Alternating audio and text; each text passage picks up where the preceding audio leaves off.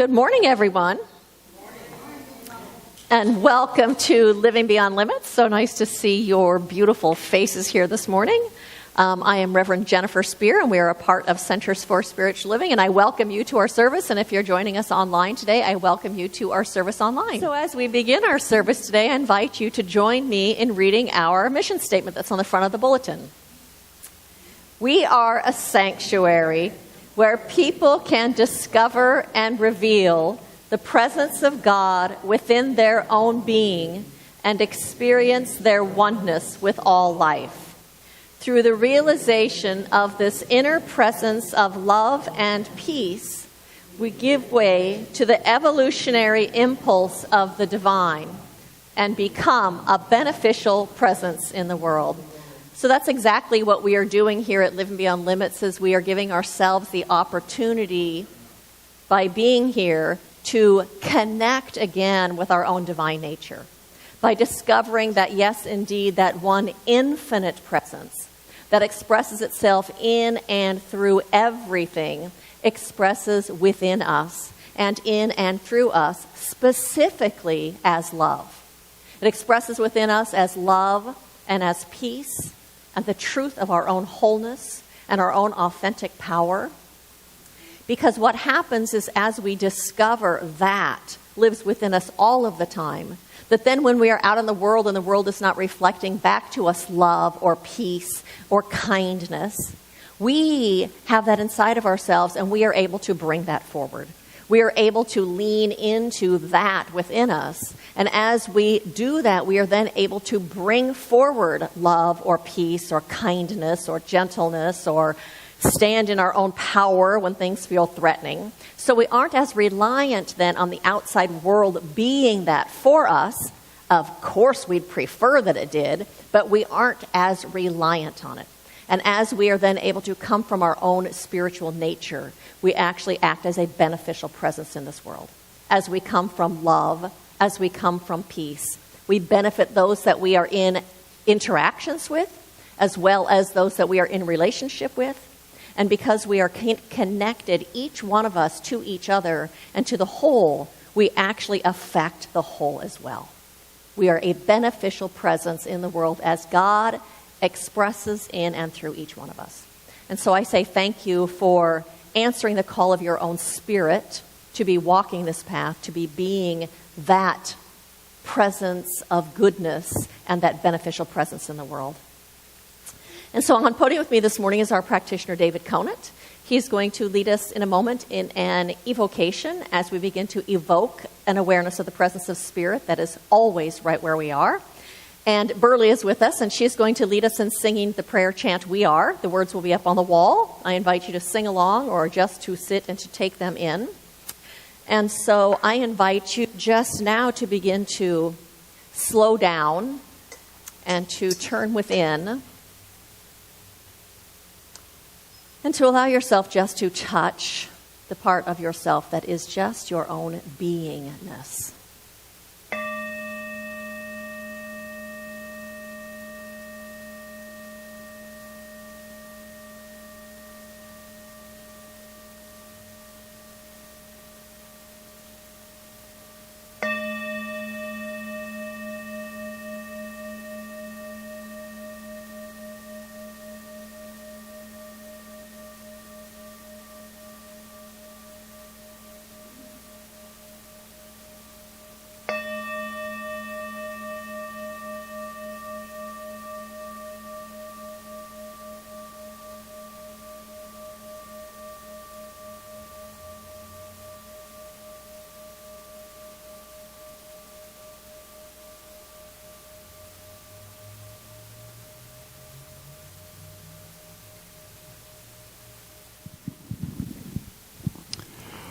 This is a time when we each move our thoughts to our hearts.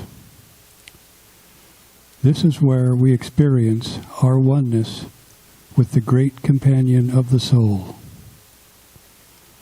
This evocation is all about what we already know about the universe, living beyond limits, and most importantly, about each one of us.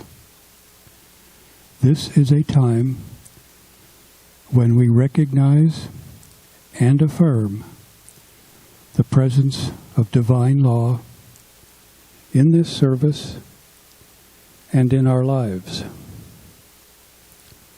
This living spirit defines us and our oneness with the heavenly spirit. This is a very powerful connection we each have with the universe. We can't disconnect with it because we can't disconnect with who we are. We are spiritual beings. There is a universal essence of life which we enjoy every day. We are all living spiritual lives. This is also true for this service today. I bless Reverend Jennifer for creating Living Beyond Limits. I bless Burley and her music ministry. I bless Ray. I bless all spiritual paths. I bless everyone here. And I bless this service. And so it is. Good morning.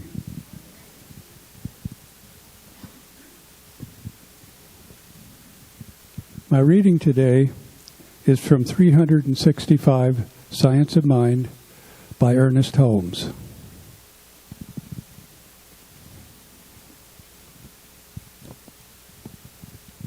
Remaining constantly open to the love of God within ourselves can produce great results. Though the essence of love may be elusive, it pervades everything, renewing our soul and uplifting our emotions.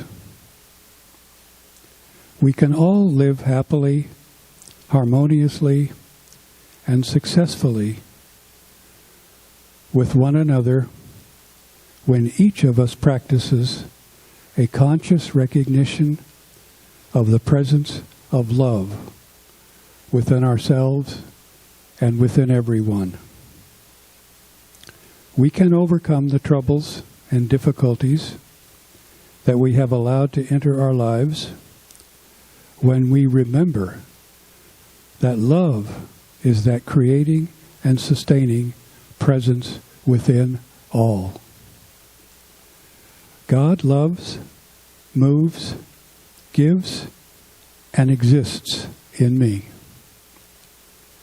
As I eliminate doubt and self-judgment, the divine nature flows freely through me. The life-giving qualities are forever in motion. There is nothing in me that can stop, even for a second, the flow of divine energy, and there is only loving right action. The warmth of love circulates through my mind, my body, and my world. The energy that I would have used in judgment, I now release in love. I accept and embrace my wholeness, and I am filled with faith, love, and trust. And so it is.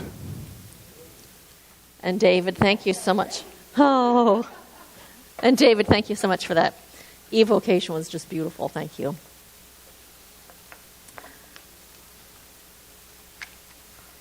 One moment, please.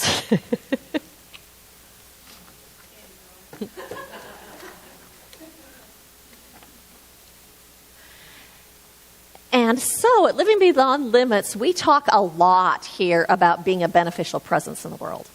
We talk about kindness and care and love and inclusion. And when we act in ways that are kind and caring and loving and inclusive, what happens is acting in those ways enables us to access our spirit. When we are kind and loving and caring and inclusive, it gives voice to our spirit so that it might express in this world. You know, one of the primary needs that we have as human beings is to be accepted and to be valued and to feel like we belong. Think about it. Even as a child, it's like one of the deepest wounds that you could receive as a child would to be not to be wanted or not to be loved.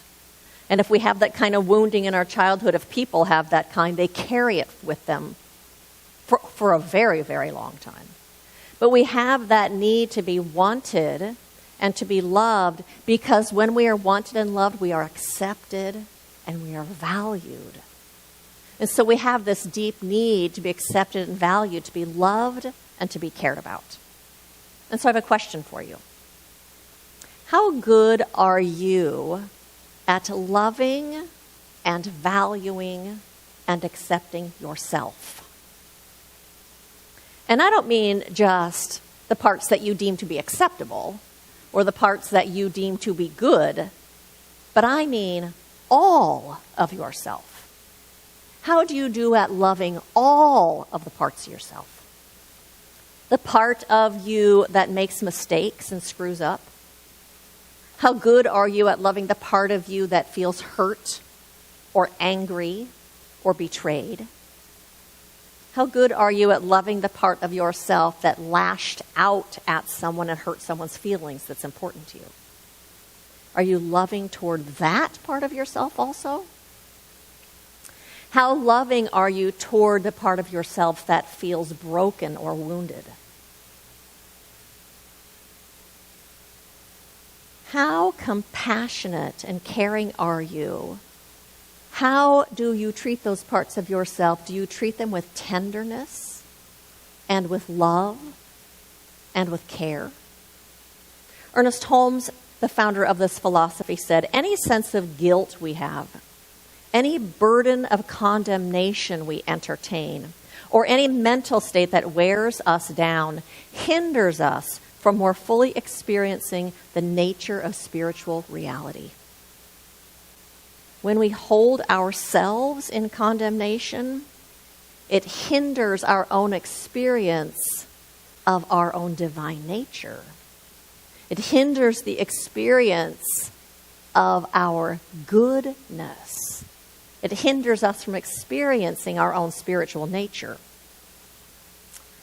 Sue Patton Thiel says, one of the soul's main purposes is to know, love, and express our authentic selves. To live the life that we were meant to live, and to be the person we were created to be. However, our true selves will only emerge when it's safe to do so. Self-condemnation, shame, guilt, and judgment send your true nature into hiding. It is only in the safety of support, encouragement, and self-love that your soul can bloom as it was created to. I think the problem is that sometimes we forget that we're not meant to be perfect. We are instead really here and meant to awaken. We are to awaken to that which is greater than we have ever experienced before in each moment. We are here to uncover that greatness within us. And when we make mistakes, when we screw up, and it feels icky inside of us, it's all that is a voice that's saying, not this way. This isn't it. It is a gift that directs us in the direction of that unfolding of our greater selves. It directs us in the direction of discovering our own spiritual nature. It's really a gift.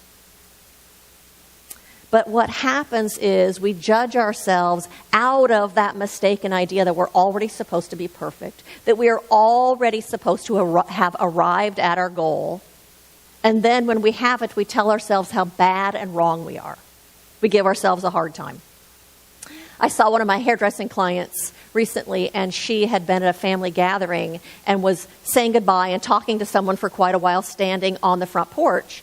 And she went to step and didn't realize she was still one step up. She thought she was all the way down, and she fell. She must have told me 4 or 5 times what a klutz she is. We do that. We tell ourselves, oh my gosh, I'm such a klutz, or I'm such a loser. We tell ourselves, I'm such an idiot. Why did I do that? I can't believe how stupid I am. When am I ever going to learn? We blame ourselves, and we shame ourselves, and in turn we feel guilty about ourselves. And then in that sense of guilt, we start feeling like we don't deserve. We don't deserve to be loved because of the mistakes we've made. We don't deserve to be treated nicely because of whatever it was that we said that hurt someone's feelings. And on top of that, sometimes we carry those wounds for decades. Something that happened decades ago, we still carry it. Or sometimes we carry those wounds from our childhood that we somehow believed it was our fault for not being treated in ways that were kind or loving or caring. We say, I must have somehow done something to deserve that. I somehow must be responsible. It must have been my fault somehow. We tell ourselves somehow it must have been my fault that my parents didn't meet my need, or that my first spouse wasn't very good to me. Somehow I must be responsible for that. The truth is, what happens when we judge ourselves is it creates an obstructed or a partial view of ourselves.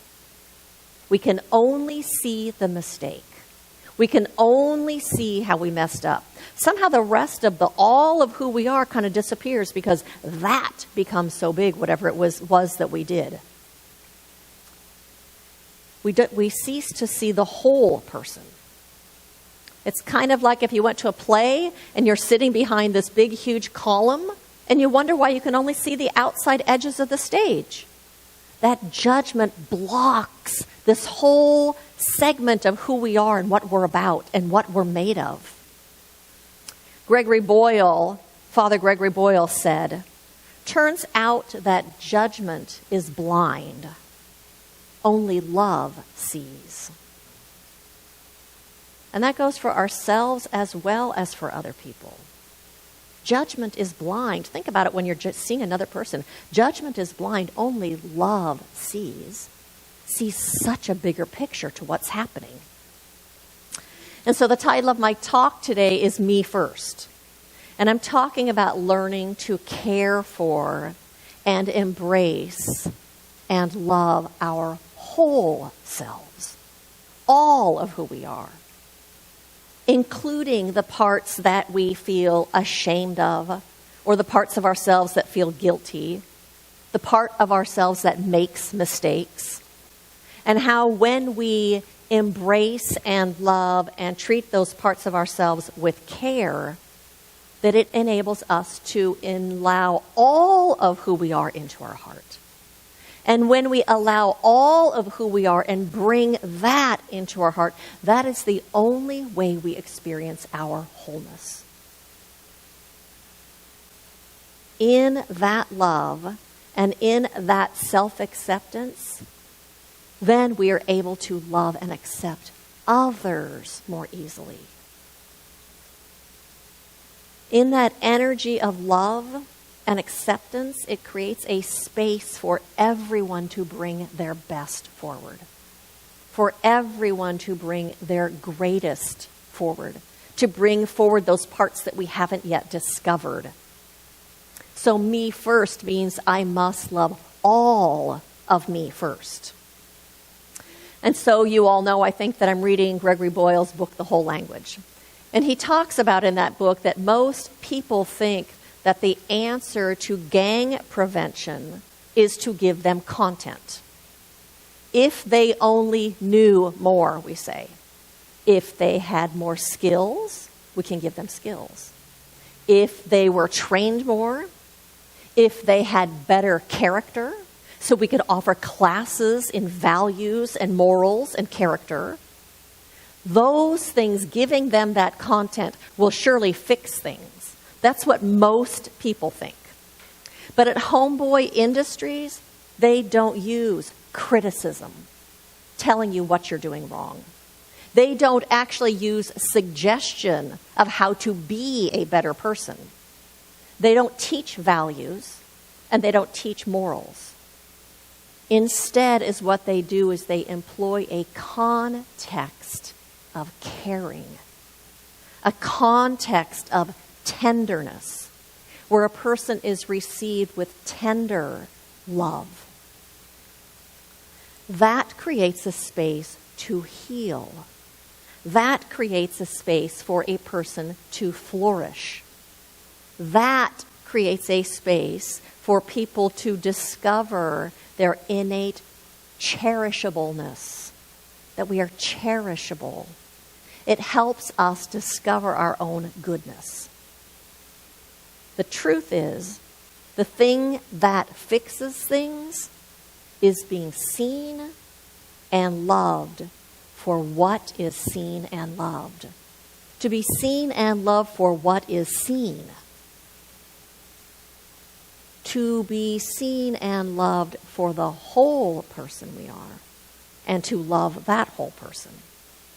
What heals or fixes things is to be embraced and valued and accepted, to be wanted, to belong. What is needed is for us to have our own innate goodness witnessed by another person. In that love and in that acceptance, it's safe to show up. It's safe for our spirit to show up. It's safe for our wholeness to show up in that kind of acceptance. And so he tells a story in this book that says, to get into our 18-month program, you take a drug test. And if you're clean, frankly, though we have wiggle room, you are approved for the 3-person selection committee. Then the decision is presented to the council, and once they all approve, a candidate awaits their start date. All depends on the ebb and flow of our head count and how much money we have. More often than not, homies will come to me to get a start date. Moises came in, and this was the first time I'm meeting him. A lone tattoo straddles his neck, and he's like a fullback. He doesn't have much of a neck to begin with. Quote, they told me to check in with you about a start date. I can't tell by the tonal temperature of his statement. I ask a few questions and tell him I'll check with the council about bringing him in. So you're a father, he says. Then half turns in his chair to point at everyone in the packed reception room. And these are all your children? Before I formulate what I'm to say next, he cuts me off. Now I will tell you why I have come to your office. He looks to the floor, and I wait for him. Can I be your son? His stocky body leans forward, and he grips his face with his hands. I sense the crying may take some time. But before too long, I too lean forward and whisper, imagine what a gift it would be to have a son like you. The crying accelerates, and I let him be. Finally, he looks at me, and I hand him several Kleenexes. The one thing, he says, that is the one thing I only ever wanted to hear from my own father. I gave him a start date. No better place to begin than here. And so what if you loved and accepted yourself like that? What if you were your own soft landing spot in the world? What if you received yourself with tenderness and love like that? When we feel loved and accepted and valued and cared for, we come to the world differently.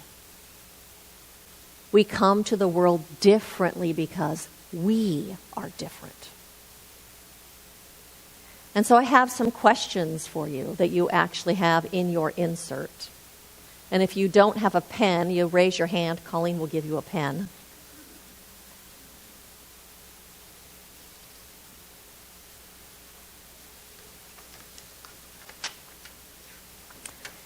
And so I invite you just to close your eyes and to turn within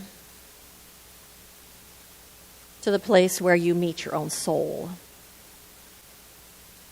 the place within where you experience your own wholeness, your own essence. This place within you that knows all that it could possibly ever need to know. And to ask that place within yourself, when I am empowered and self-loving, how does that impact my interactions with others? When I am empowered and self-loving, how does it impact my interactions with others?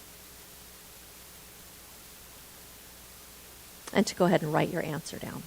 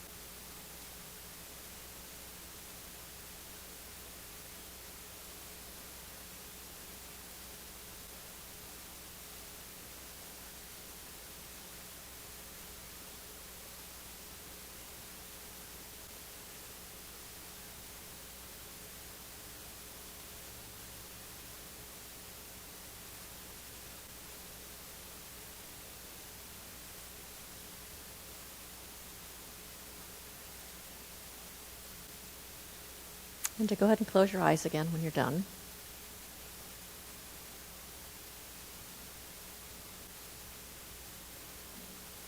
And turning within again to ask that knowingness within you. When I am highly critical and judgmental toward myself, how does it impact those that are closest to me? When I am highly critical and judgmental toward myself, how does it impact those closest to me?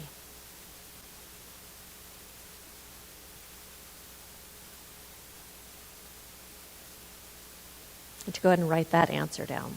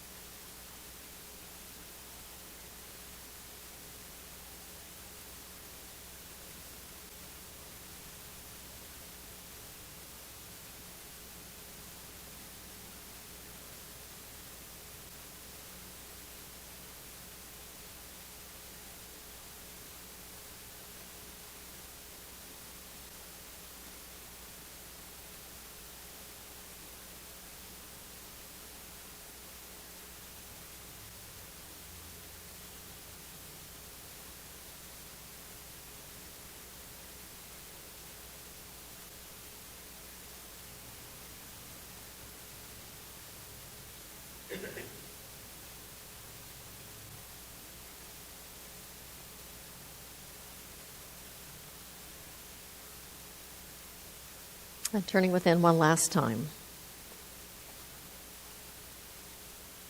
to ask yourself, how can I be more loving toward myself? How can I be more loving toward myself?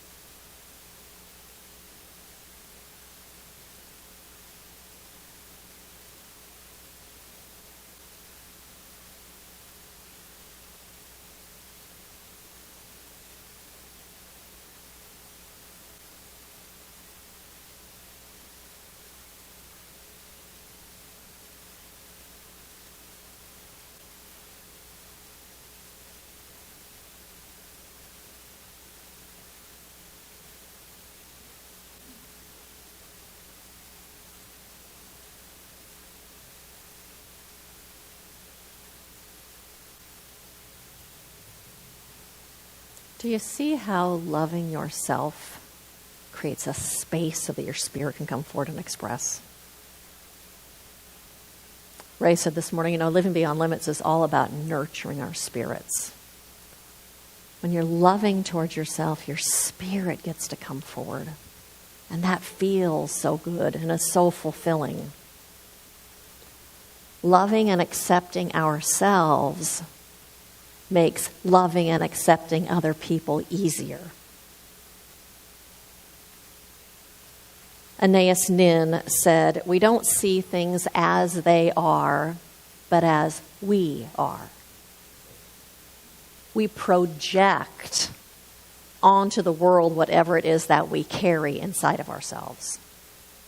And how we see ourselves creates the lens through which we view the entire world and adjusts and changes how we see things. Our own self-appraisal becomes our mental equivalent.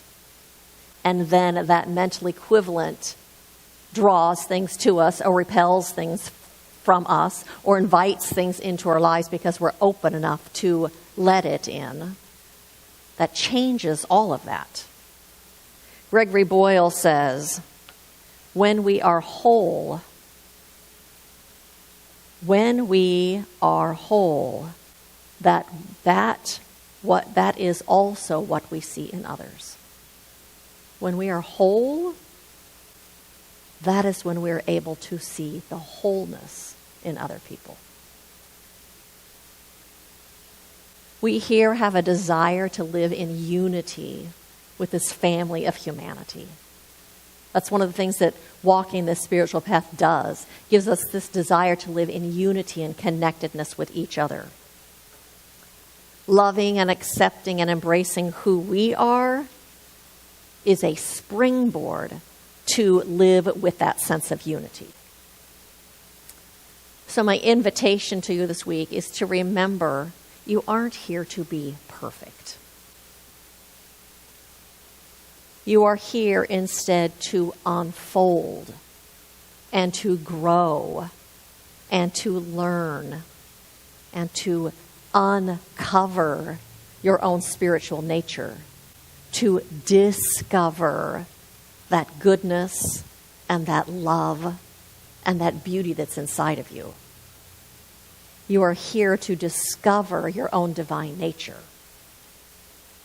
Our self-acceptance creates a safe space for us to discover that, because it creates a safe space to grow and to explore and to try things on and to not have to be right or perfect when we're trying things. Because when you have to be right and perfect, it's not safe to try on new behaviors.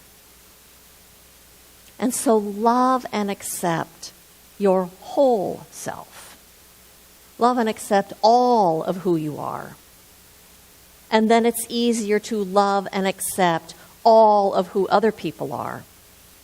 And then, in turn, everyone gets to bring their best forward. And so blessings to each of you on this path of uncovering and bringing forward your own spirit, your own divine nature, and being a blessing and being a beneficial presence in this world. Blessings to all of you.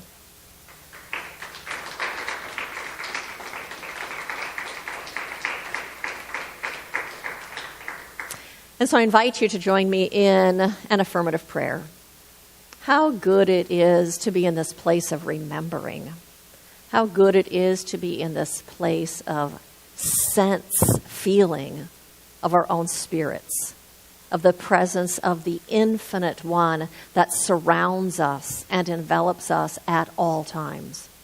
For I recognize truly that one that we call God, that we call the Christ light, that we call life itself, love, intelligence, beauty, and goodness is really all that exists.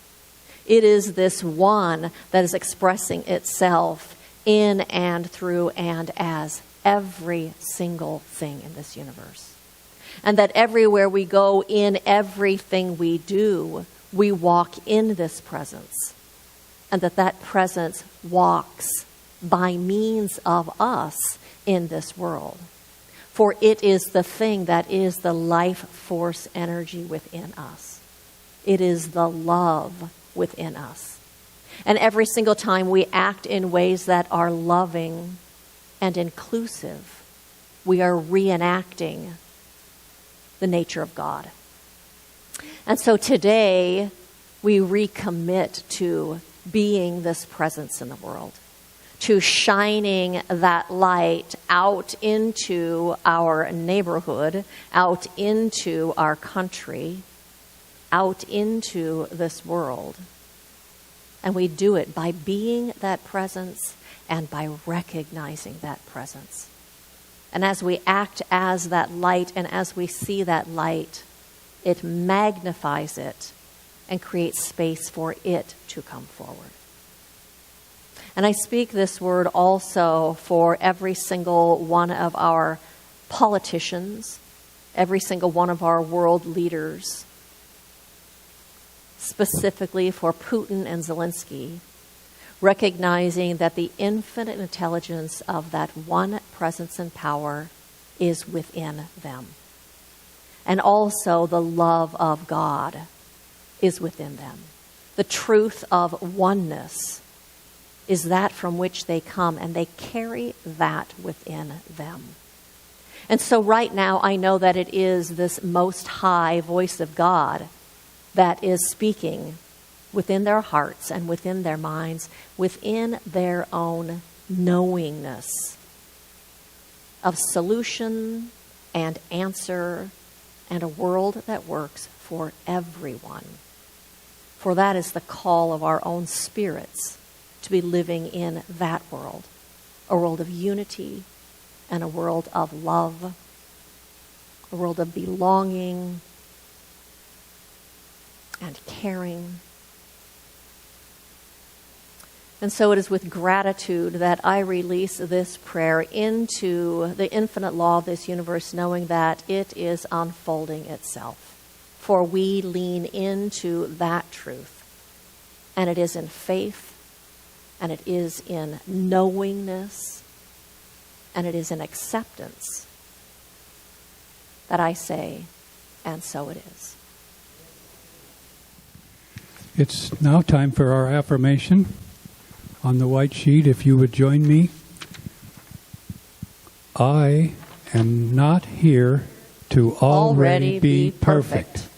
I am here to unfold, grow, and discover my divine nature. I accept, love, and value myself. In turn, I naturally accept, love, and value others. And so it is. Nice, thank you. And so I have a couple of invitations for you. One is we are still looking for people if you'd like to join us on any particular Sunday, helping us set up or helping us break down after service. We are looking for people that want to help us to do that. I think we have people signed up for coffee for the next couple of weeks, but what we're doing is somebody is making a pot of coffee at home right now and bringing it with them in the thermos, and then they trade off the next week and hand it off to the other person who signed up for the next week. So there is a sign-up sheet in the back if you'd like to sign up to bring coffee. That would be fabulous. We supply the coffee and the filters and all the stuff. You just make the coffee at home. Also, we have a sign-up sheet back there for our Sunday morning greeter. If you'd like to be the one that hands out bulletins and says good morning to everyone, or if you'd like to be on our InReach committee, which decides things that we might do together that are fun to do things as a community, or outreach, what we might do to participate out in the world. In fact, Mother's Day hasn't happened either yet, huh? We're doing a Mother's Day project as an outreach with Sukasa, and we are bringing supplies, personal care items, so you can do that anytime between now and Mother's Day, and Barbara Conant is going to take them, what do I have, before the 17th? No, for the 17 mothers before May 1st, so this is the last week, huh? So if you didn't bring something this week and you would like to do that, get a hold of Barbara Conant and she will tell you how to make that happen. Oh, you can bring them next Sunday. Okay, and next Sunday. Okay. And I am going to be teaching a class coming up that's a brand new class out of Centers for Spiritual Living that is a 5-week class around the 10 core concepts of the science of mind and practices of how you practice each one of those. I think we're going to start in 2 weeks, not this Thursday, but the following Thursday during the day. I think we're going to do it in the park right here in the shade on the other side of this building. We'll start at 12:30, so that gives you time to eat your lunch and then come on over. So if you would like to sign up and join us for that, I think it's going to be super fun. It's only a 5-week class, so it's not a huge commitment. We'd love to have you join us. There is a sign-up sheet in the back. We are having an outdoor service on Mother's Day, which we are also going to do in the park right over here. It's going to be a celebration of Mother's Day and, of course, Mother Earth and Earth Day, and we're going to have a grounding our feet on Mother Earth kind of ceremony. So I invite you to join us for that also. Our Sunday talks are available on our website. Ray sends them out every Sunday afternoon or evening, and I am asking everyone here if you would be willing to send those to people, friends of yours, that you might think just to forward that email, friends that might be interested. It is also posted on Facebook, the talk, with a link to go on our Facebook page and share that link so it gets shared on your Facebook page as a way to start spreading the word of mouth that we are here. I feel like we have landed somewhere and it feels good and it feels like home, so I think it's time to start inviting people to come and start building our numbers back up.